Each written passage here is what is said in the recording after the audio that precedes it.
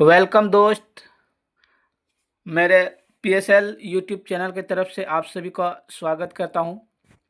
मैं फिर आप लोगों के सामने जेएसएससी, जेपीएससी, एसएससी, झारखंड पात्रता परीक्षा जेएक्ट, यूजीसी नेट के लिए अति महत्वपूर्ण प्रश्न लेकर आया हूं, जो 100% ये क्वेश्चन हर एग्ज़ाम में पूछा गया है और इसलिए ये महत्वपूर्ण बन जाता है कि ये बार-बार रिपीट किया गया है। तो इसको मैं आप लोगों के सामने लेकर आया हूँ और जो भी मेरे चैनल पर नए हैं, प्लीज़ मेरे चैनल को सब्सक्राइब कीजिए और बेल आइकन को प्रेस कीजिए ताकि ऐसे ही कुछ नया मैं आप सब के लिए लेकर आऊँ। तो जैसे ही मैं इस पे डालूँ, सबसे पहले आप तक ये नोटिफिकेशन पहुँच जाए और आप किसी भी चीज़ से वंचित ना हों। तो चलिए ज़्यादा बात ना करते हुए मैं आज का ये टॉप 10 महत्वपूर्ण प्रश्न की ओर ले चलते हैं। प्रश्न संख्या 1, भारत में किस तिथि को सुशासन दिवस के रूप में मनाया जाता है?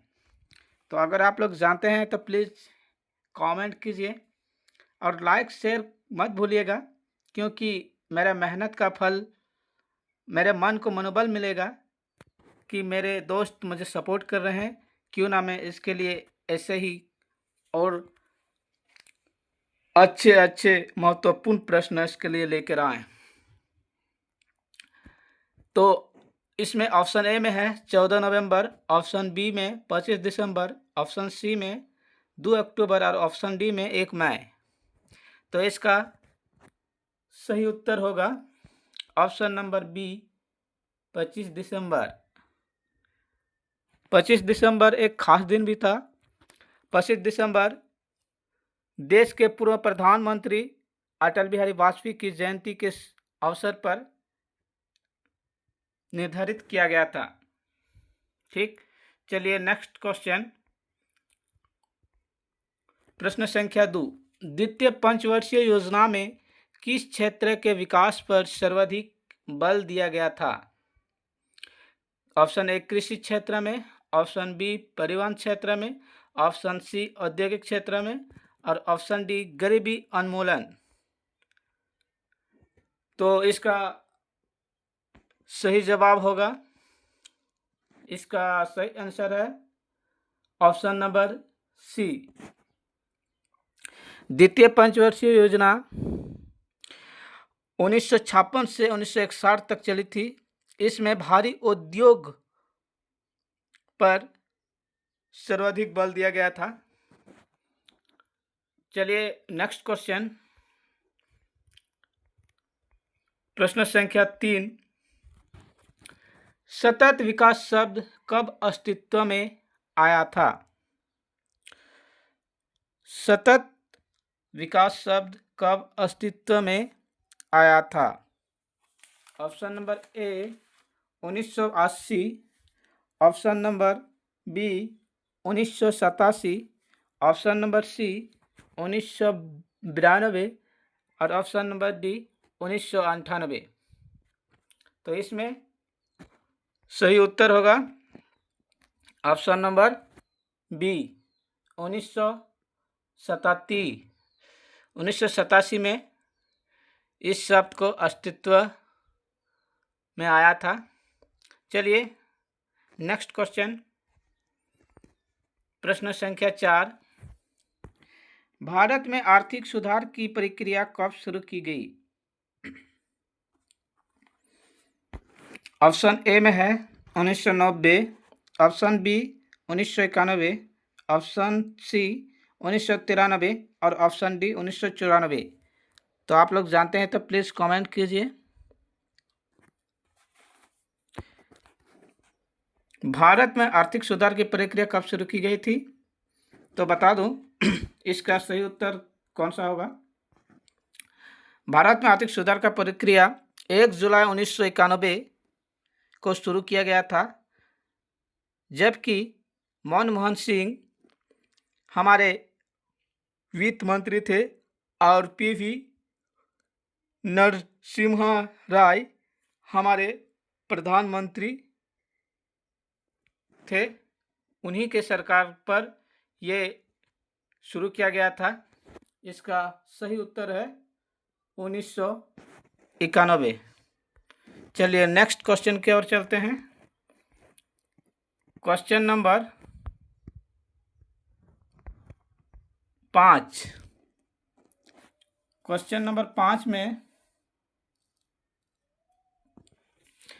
ध्वनि तरंगों के दो क्रमागत संघ प्रेरणों के बीच की दूरी को क्या कहते हैं? ठीक, ध्वनि तरंगों के दो क्रमगत संघ प्रेरणों के बीच की दूरी को क्या कहते हैं? Option number A wave number, option number B आवृत्ति, ऑप्शन नंबर सी तरंग दैर्ध्य, ऑप्शन नंबर डी आयाम। तो इनमें से कौन सा उत्तर सही है आप लोग कमेंट कीजिए। इसका सही उत्तर होगा ऑप्शन नंबर सी तरंग दैर्ध्य। ठीक है, चलिए नेक्स्ट क्वेश्चन की ओर चलते हैं। क्वेश्चन नंबर 6, इसमें पूछा गया है निम्न में से प्रतिध्वनि का कारण क्या है? ऑप्शन ए ध्वनि का अवशोषण, ऑप्शन नंबर बी ध्वनि का परागरम, ऑप्शन नंबर सी ध्वनि का परिवर्तन और ऑप्शन नंबर डी ध्वनि का अपवर्तन।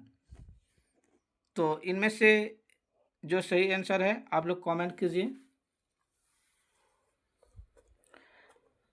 तो इसका सही उत्तर होगा ऑप्शन नंबर सी ध्वनि का परावर्तन। चलिए नेक्स्ट क्वेश्चन की ओर चलते हैं।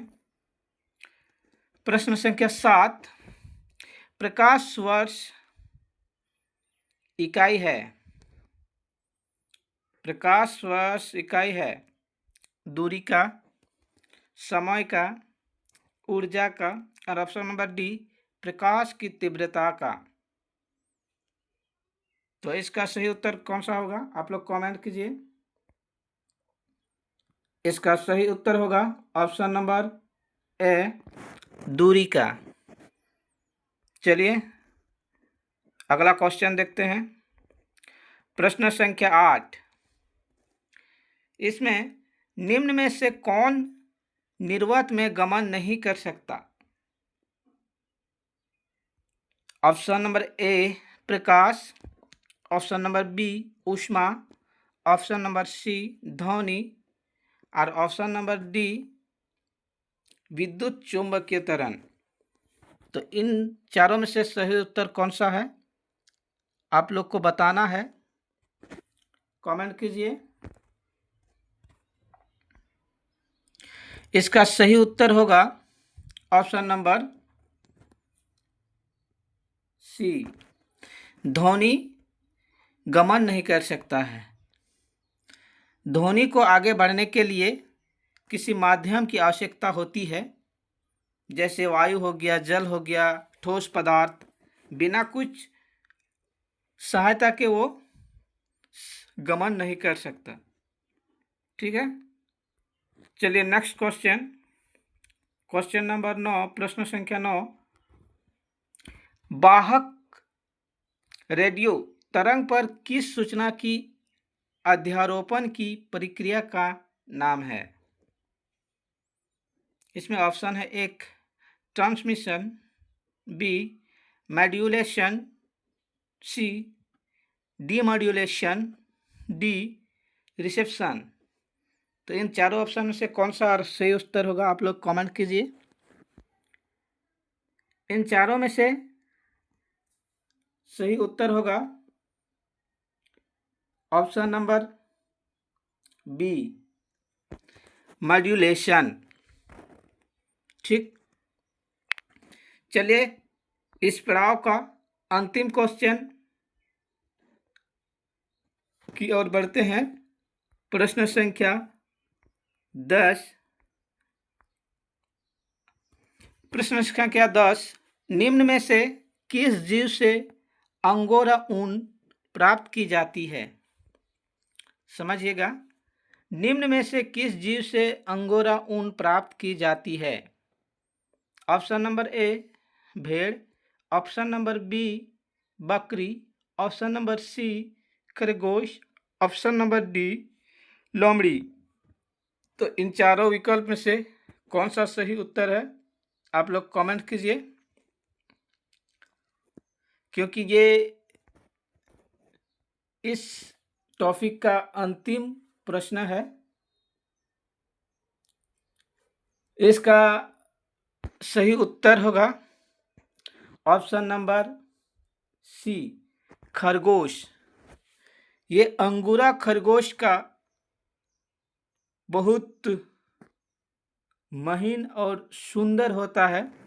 इसकी ऊन में बहुत गर्मी होती है, तो इसका सही उत्तर होगा खरगोश।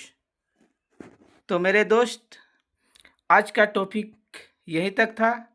आप लोग के साथ मुझे बहुत अच्छा लगा, और इस क्लास को अगर आप लोग अच्छा लगा हो तो प्लीज़ लाइक करना मत भूलिएगा।